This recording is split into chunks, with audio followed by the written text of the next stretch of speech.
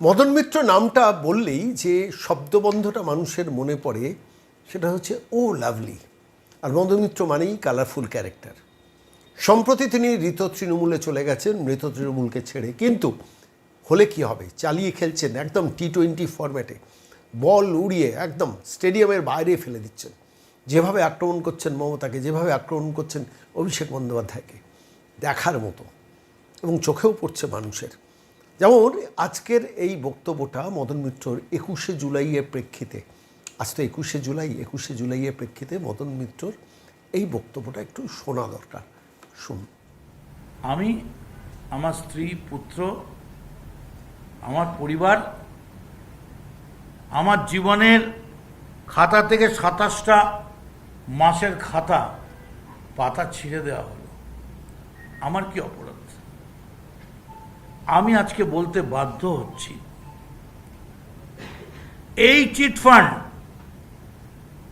আজকে যেহেতু শুভেন্দু অধিকারী তিনি নতুন করে খাতা খুলছেন, আমি বলছি নতুন করে খাতা খুলুন এবং একটা পাবলিক শ্বেতপত্র দিন। কারা কারা ইনফরমেশন দিতে চান দিন, আমিও দেব।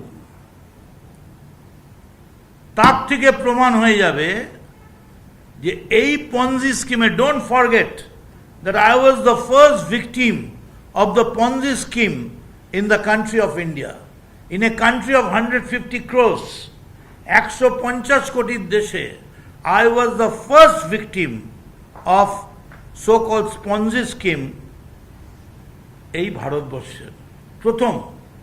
আমায় বলল বাড়ি চলে যাও, আমি গাড়ি ডাকতে পেলাম। আমার বাড়ির থেকে বলল তুমি বাড়ি আসছো, তোমার টিভিতে দেখাচ্ছে ইউ আর আন্ডার অ্যারেস্ট। আমি ঘুরে যখন জয়েন্ট ডিরেক্টরকে জিজ্ঞেস করলাম, আপনি বললেন বাড়ি যেতে, you are very happy with me. বলল media hype, sorry media hype. বলে আই এম ভেরি সরি, আমার কিছু করার নেই। প্রমাণ হয়ে যাক, সারদার টাকা কে নিয়েছিল, রোজ ভ্যালির টাকা কে নিয়েছিল, প্রমাণ হোক না। ভয় কি আছে, আমি তো 27 মাস কেটে এসেছি। এবং এই যে খেলা হয়েছিল, এই খেলায় টেলিকাস্ট করার কারা, অথরিটি পেয়েও টাকা দিয়েও অথরিটি পায়নি,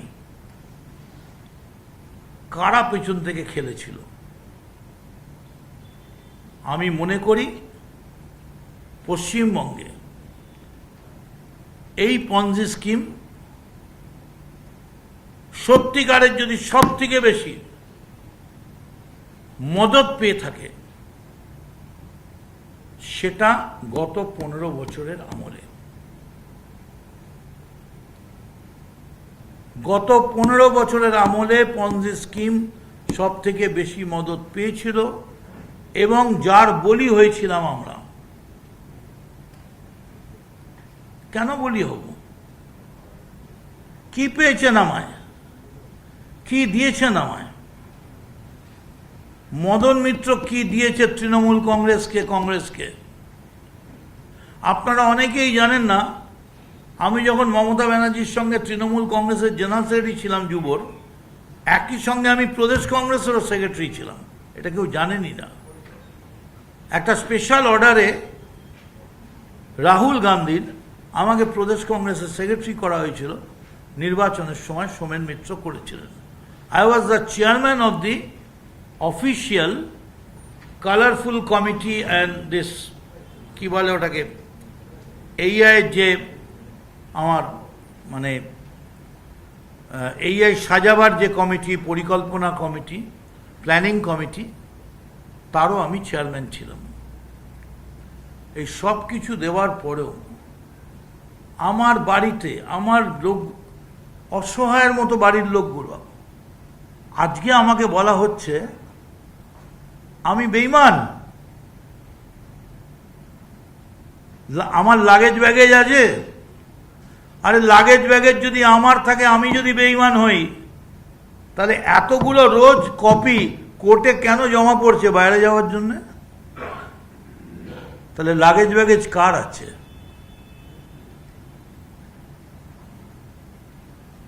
আমি অরূপকে জিজ্ঞেস করলাম, তুই বেঈমান, তুই এইভাবে দিয়ে দিলি চাবি? বলে মদনদা না দিলে নিয়ে নিত। ভাই আজ স্বরূপ,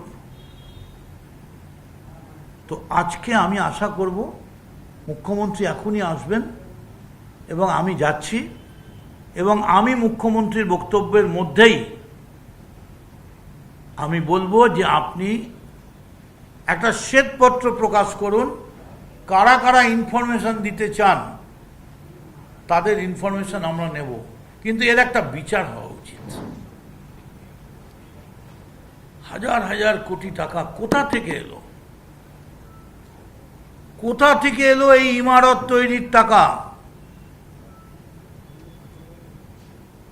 মদন মিত্রর বাড়ির সামনে একটা কালো রঙের কুকুরও যায়নি চিৎকার করতে গৌ গৌ করে, জুতো তো দূরের কথা। এই প্রথম আমাকে মার্ডার করার জন্য চেষ্টা হয়েছিল দক্ষিণেশ্বরে, কারণ যারা করছিলেন তারা জানেন কেন, এবং মার্ডার করলে বাই ইলেকশন হতো। এর থেকে বেশি আর আমি কিছু বলতে চাইছি না। আমি শুধু এইটুকুনি আপনাদের কাছে বলবো, আমি চাই 1993 সালে এবং তারও আগে 1990 16ই আগস্ট মমতা বন্দ্যোপাধ্যায়ের উপর আক্রমণ হয়েছিল। সেবারও তিনি উডল্যান্ডসে ছিলেন, 93তেও তিনি উডল্যান্ড নিশ্চয়ই থাকবেন চিকিৎসার জন্য। কি সেই চিকিৎসা পশ্চিমবঙ্গেই হয়েছিল, ভারতবর্ষেই হয়েছিল, কলকাতায় হয়েছিল, আমেরিকার প্রয়োজন পড়েনি। আমি আপনাদের কাছে বলবো, কুণাল ঘোষ যেটা বলেছে, আমার একদিকে শুধু তুমি, পৃথিবী অন্যদিকে, এদিকে একটি প্রদীপ, সূর্যটা ওদিকে, আমি তোমারই দিকটা নিলাম। নিশ্চয়ই আমার সারা জীবনের জন্যে আমি মমতা বন্দ্যোপাধ্যায়ের জন্য আমার জীবনকে আমি উৎসর্গ করেছিলাম, কিন্তু গত কিছুদিন ধরে কিছু ঘটনা যা চোখের সামনে পরপর দেখেছি, তাতে এইটুকুনি বুঝেছি, অন্যায় যে করে আর অন্যায় যে সহে, তব ঘৃণা তারে যেন তৃণ সমুদয়। তাই আজ মেয়র রোডের তলায় মমতা ব্রত না, ঋতব্রত না, অনুব্রত না, পরমব্রত আমার কাছে ব্যাপার নয়।